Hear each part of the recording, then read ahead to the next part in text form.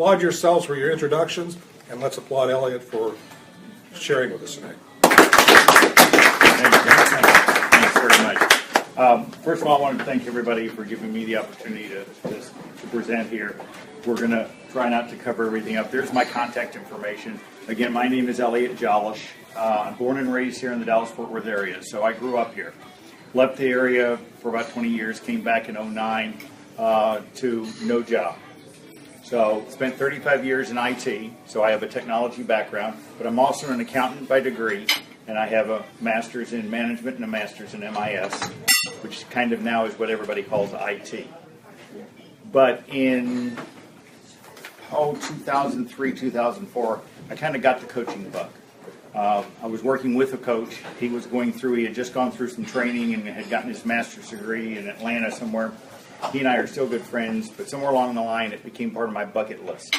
Took me 10 years, thereabouts, before it came to fruition. But in 2011, the opportunity was right for me, and nobody would hire me too. So, at least from a W-2 standpoint, best decision I ever made, of course, was to open my own practice. And I've got coaching materials that will cover everything from entrepreneurship, from team leadership, executive leadership, process improvement, which is one of my areas of specialty. And then about 2 years into the whole process, I discovered I didn't know enough about marketing to figure out how to get more clients, something that we all want to do.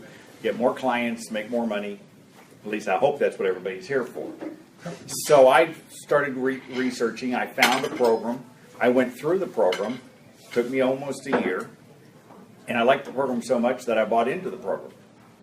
And now I'm offering marketing for other small business owners, anywhere from a solo entrepreneur up to a larger company. I mean, my sweet spot generally, or my niche as I would like to call it, is probably some company that's got 10 plus employees and makes $1 million plus a year, wants to make more.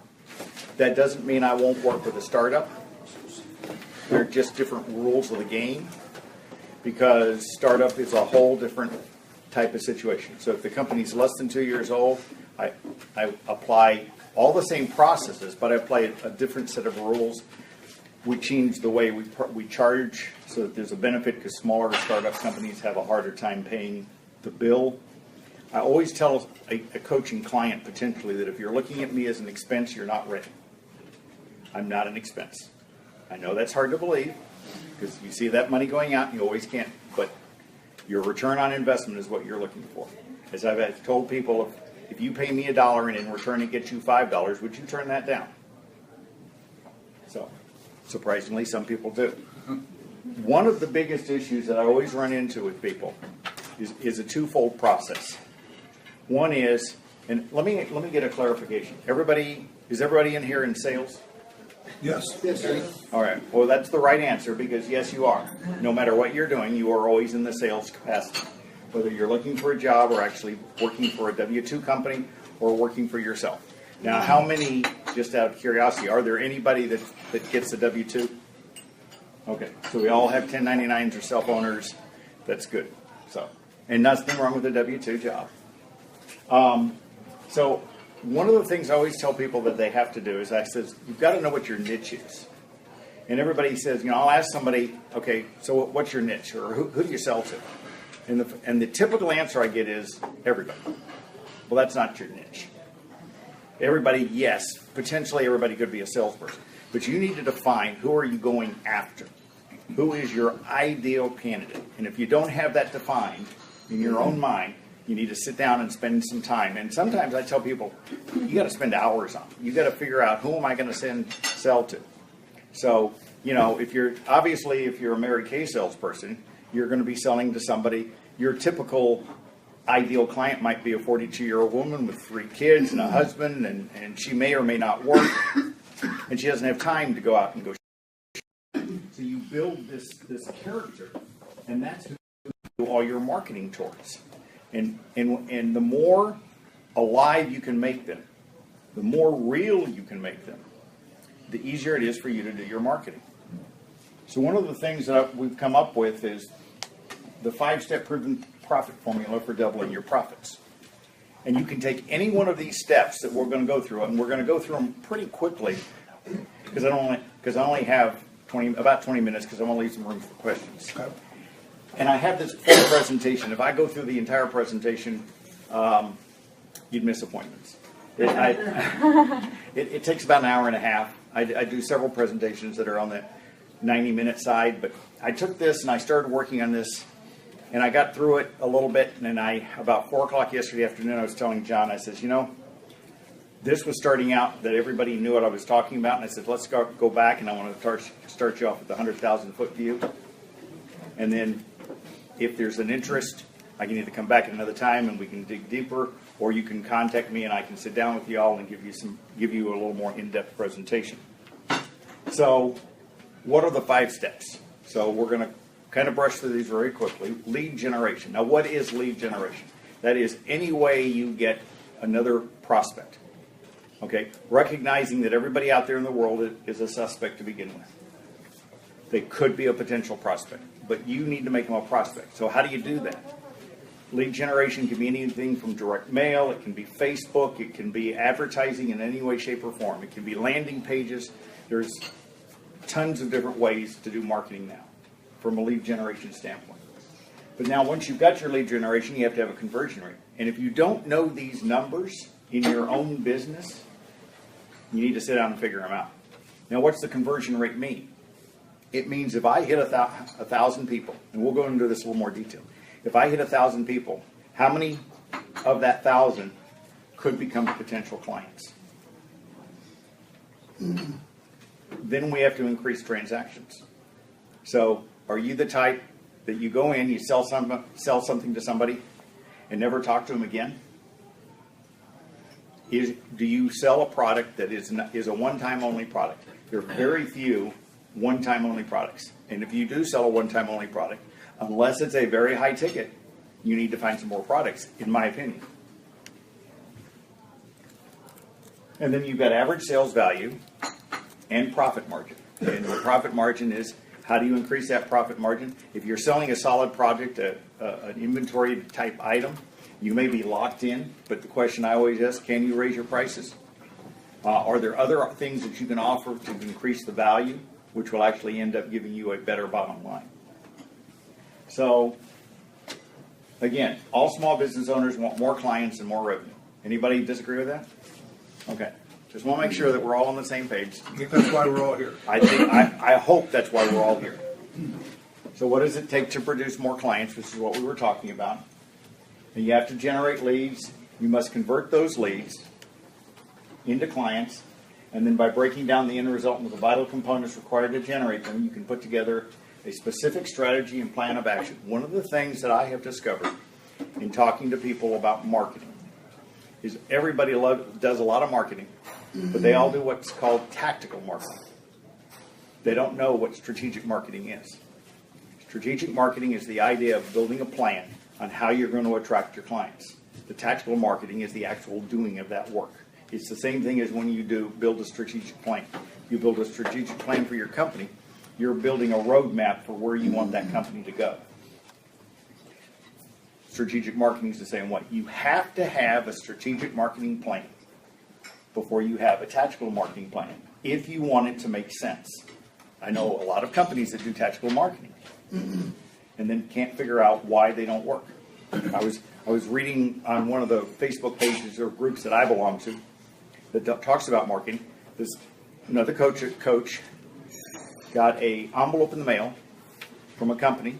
It had all sorts of information on it. It had no return address. It had no contact information. He has no idea why he got it or how he got it. So basically, in his mind, and I would agree with this, it was a waste of money. Look at pieces of mail. I mean, now, are there pieces of mail we get that are wasted? Of course. How many direct pieces of mail do you get that the first you see it? Oh, trash can. You know, everybody now just you go in there. You said there's a trash can right here. You know, that's the way of the thumb. And for some companies, it works because by repetition, they think they'll eventually get a sale. So here's an idea I would suggest for all of you. You take a little chart, You got leads, conversion rate, customers, number of transactions, your average sale value, total revenue margin, and profit. And you set a baseline. This is what you typically expect to have. So if we start with 1,000 leads, conversion rate is 25%. That gives you 250 customers. And you get out of those 250 customers, you get 10 transactions over a month, over a year, over whatever. And let's say you have an average sales value of $100. So you've got a total revenue of $250,000. And your profit margin, we'll say your margin's 25%. So you have a net profit, not counting all your other expenses, of $62,500. Now, what happens? Let's increase that by 10%. Anybody have any ideas? And we're going to increase everything by 10%. Just look at the idea of what would happen if you just increased one of these by 10%. So if I increase my leads from 1,000, 10% would be 1,100. Now, if I take my conversion rate and increase it by 10%, I get 27.5. Customers would increase to 302. My number of transactions, if they went up 10%, how many would that be? It'd be 11. But average sales value, if I increase that by 10%, it's $110. Anybody have any idea what that does to the bottom lines? Makes you very profitable. It makes you very profitable. So by 10% increase, you went from $250,000 in revenue to $365,000 in total revenue. If you increase your profit, your margin from 25% to 27.5, well, we're at 10% right now. Okay, that takes you went from $62,500 to $100,000. Now I've got an example here. It says, now here's the other issue: 10%. Could we all increase one of those items even by 1% every week? And after a year, you've increased it by 50%. Then, if you increase it 1% every week, so what does that do? So your 1,000 at the baseline went to 1,500. Your conversion rate goes to 37.5. Your customer base goes from 250 to 562. You now have 15 transactions instead of 10. Your average sale becomes $150. Your total revenue becomes $1.2 million. Could we all deal with that? Your margin goes to 37.5%. And anybody have an idea what your profit becomes? Almost $500,000. So but if you don't know these numbers, you don't know how to work towards them. I had a friend of mine who could or could not become a client, and it's up to him, not to me. He asked me a question, and he's looking at the idea of going into his own business. And he said, do you think in the business I want to go into, can I make $70,000 a year? And I asked him, where'd you get that number? And he came out of a corporate world, and he's still thinking in corporate terms. My question to him is, why can't you make $700,000? All you have to do, though, is work backwards. You take that number you want, okay? So he wants $700,000, okay? What's he charge for his transactions? He takes that number out. Now he knows, by dividing that into the $700,000, how many transactions he has to have. And then you figure out how many transactions per week, month, whatever time frame you want. The bottom line is how many, you get two numbers. You get how many clients you have to have, and figure out what's your conversion rate to tell me how many people you have to attract just to get to start presenting. And recognize, in my business, for every 2 or 3 people I talk to, I may sign one. And it runs about 10 to 2. So I'll talk to 10, I'll sign 2. But that signing process can take anywhere from 1 week to 6 months. I've got one client I've been working with just barely over a year, and it was probably a year and a half I worked with him. Just talking on and off, staying in touch. If you've got your own business and you're marketing something, you have to stay in touch with your client base. The easiest customers to sell to, again, are customers you've already sold to. They're your low-hanging fruit, in a manner of speaking. But if you don't talk to them, except when you're ready to get them to buy something, it becomes more complicated. I highly recommend newsletters, blogs, some type of contact information. If you use Facebook, create a Facebook page, a private group, and all your customers go into that, and you can keep them of what's new, particularly in your product line. That's always a good way of attracting attention. Send out a newsletter. Because everybody, and I'm going to go into a little more detail. I don't even know how my time is. I have not looked at my clock. You're doing good. Everybody know what a drip campaign is? Anybody not know what a drip campaign is? So a drip campaign is it's just like it's basically an electronic version of a direct mail campaign. A direct mail campaign is somebody will set up a series of cards and you'll get one a week, one a month, one every cycle, something like that. Drip campaign works the same way electronically. It's a little simpler, can be a little simpler to do because there is software out there that you can pre-program. So somebody comes up, you always have to give value. People always like stuff for free. So create a list, create something you can give away. Top 10 reasons why you need a business coach. Or if you're in the moving business, top 10 reasons to look for the best mover in town. Create a list. It's a free thing, something you can give away. My guess is if you're a specialist in your area, it'll take you an hour or two to write something down, another couple hours to polish it and make it look presentable, create a PDF. Now you have a free report or a list. Then you go out and you create a funnel page or a squeeze page, as they're called, to direct people. And then you put an ad out on Facebook or anywhere else that people might go to look at your product line. Get this free list on top 10 reasons of what you should be looking for when you hire a mover or something of that nature.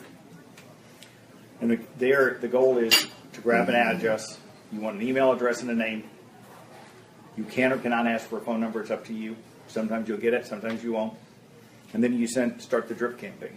They get their free report. You don't hand it to them there. You mail it to them. That validates the email address.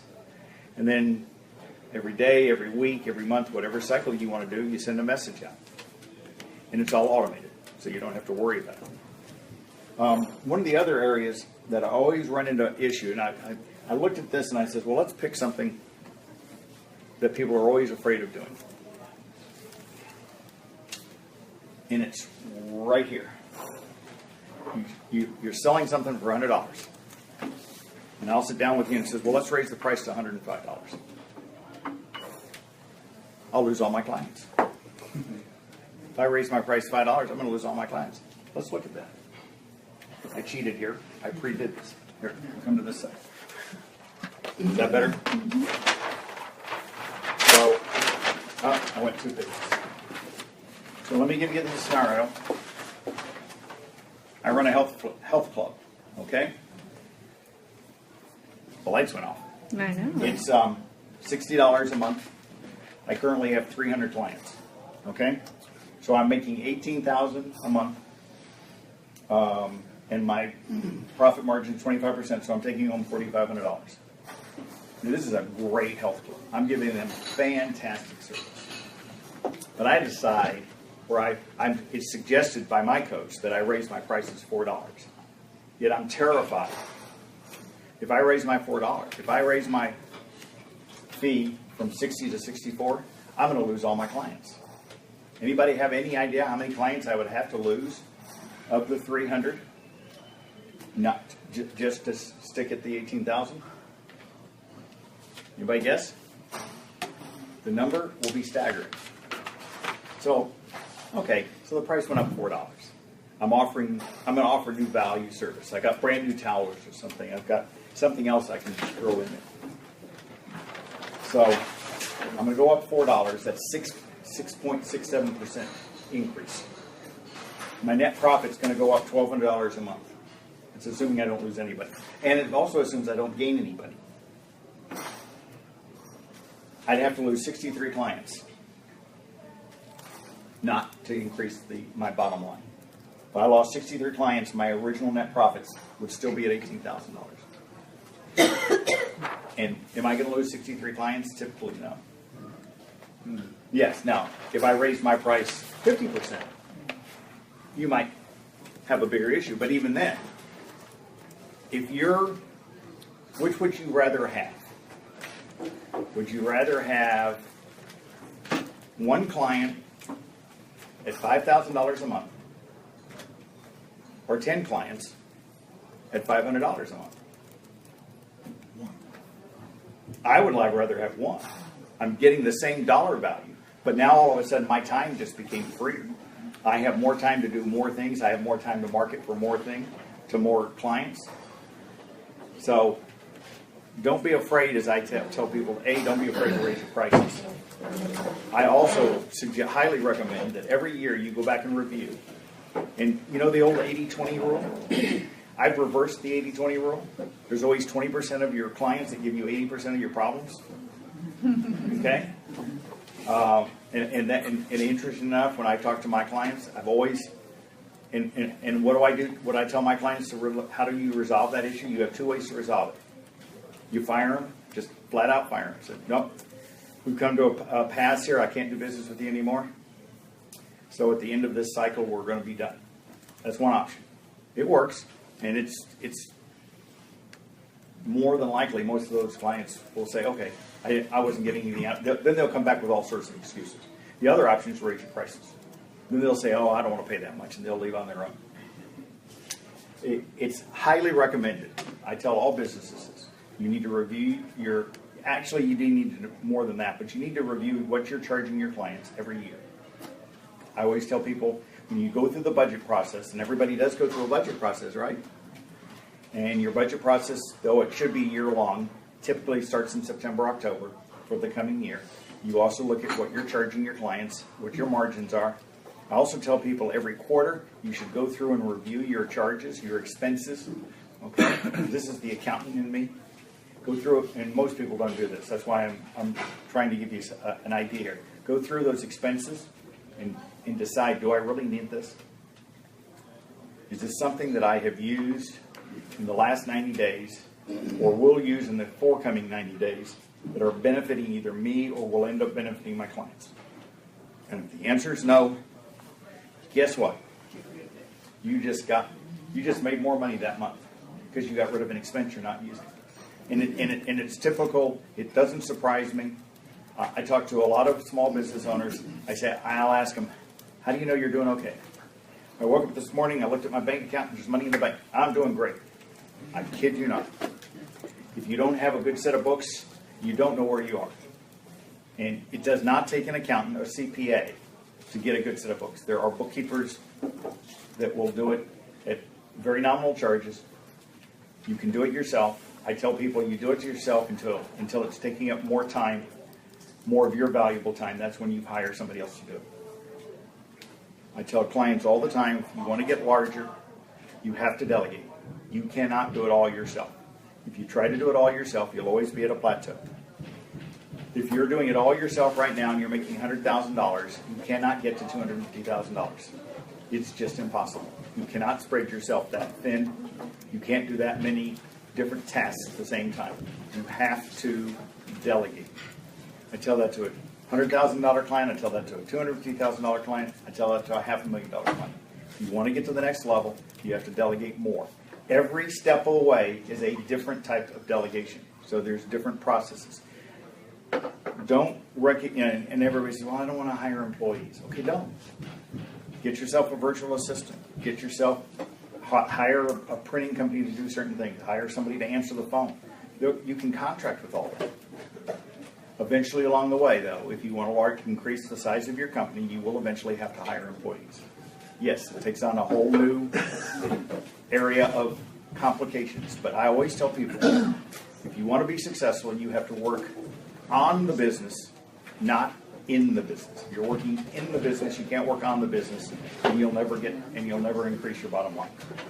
I think we got a couple of minutes left for questions. Just about. So, anybody got any questions?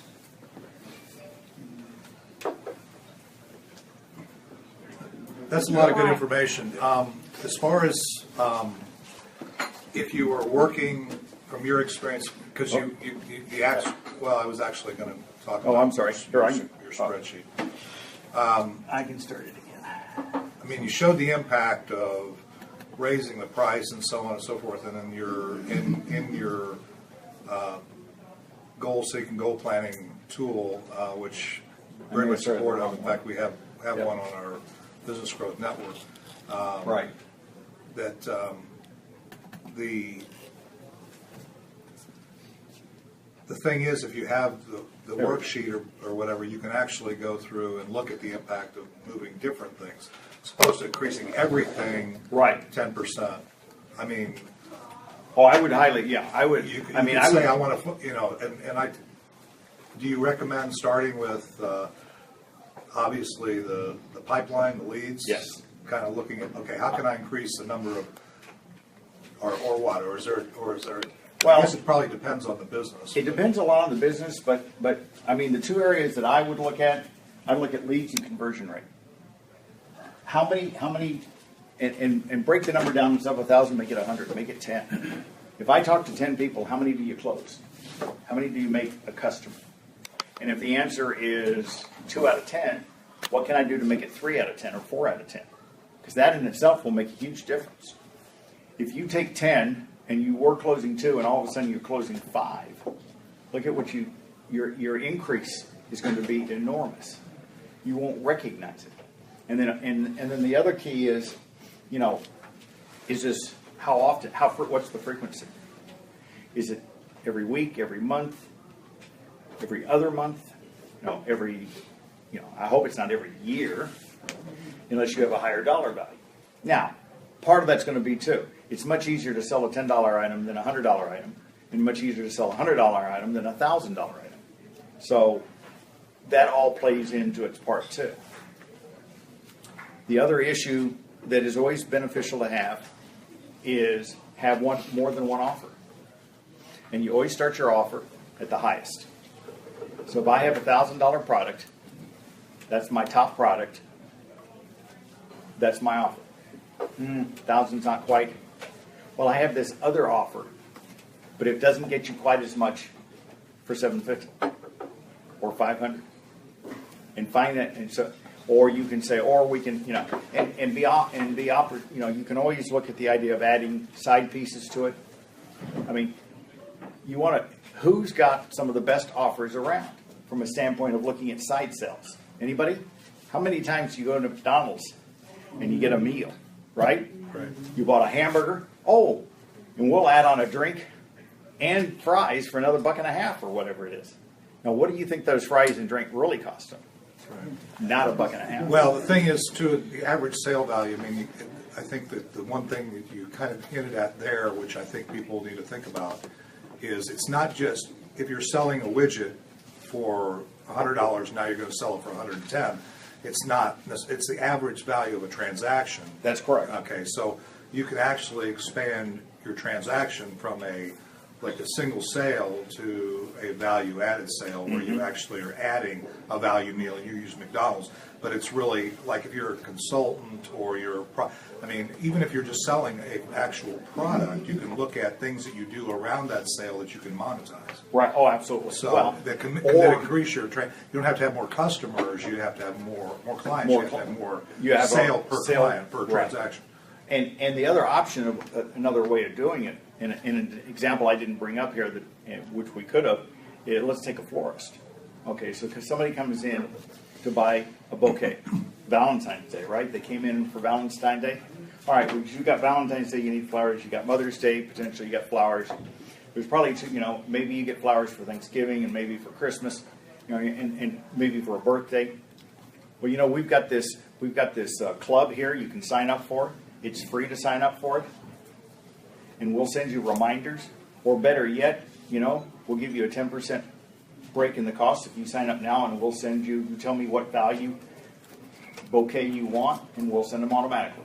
You get his charge card, and you just made 4 or 5 additional sales over the year for a sale he came in for one thing, and that was for Valentine's Day. So it's just a matter of looking at what you can offer and figuring out what can I add on to it. And the other idea is don't just look at what you can offer.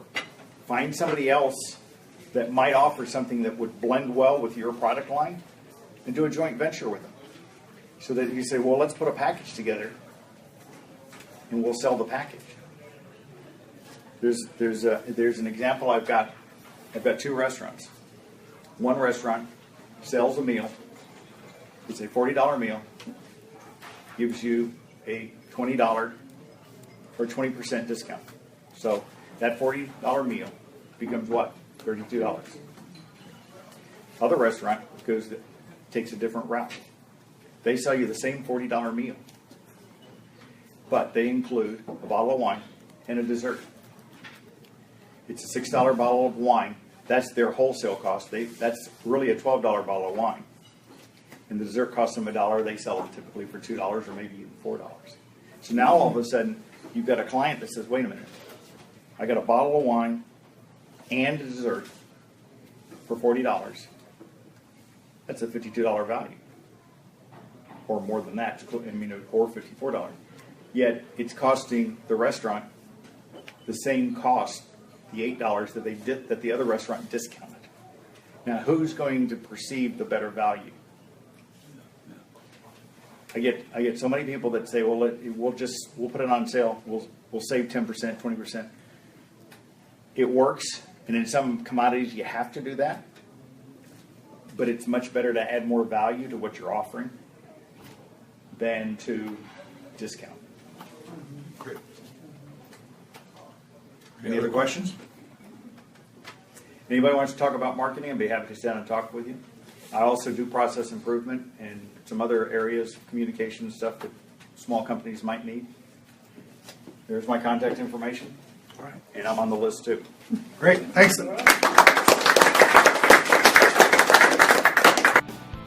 Like for me, if I was not confident in standing up in front of a group and promoting my book and my message and getting coaching clients, that would be a problem.